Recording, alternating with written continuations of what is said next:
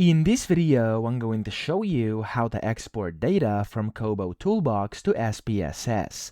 Now, the first thing you want to do, open the project. I'm going to open this one over here, go to Data up top, and then switch to Downloads over here on the left. Now, to be able to export data to SPSS, you want to select the export type here and change it to SPSS labels.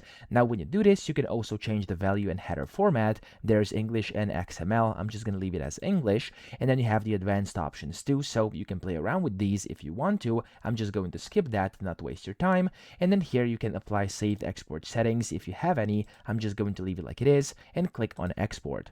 Now it's going to start loading and processing, and down here you can see type SPSS labels, and you can click on the download button over here, which is going to download a zip folder of all the files necessary. Okay, so you've exported that successfully. Click on it to actually open it up, and you'll see here, there we go, these files are going to be in here. So we have the labels, and then we have like 3 different things over here because I have different languages as well. Okay, so that's essentially all you need. Now I hope this video helped you out. If it did, please subscribe to the channel and help me out as well.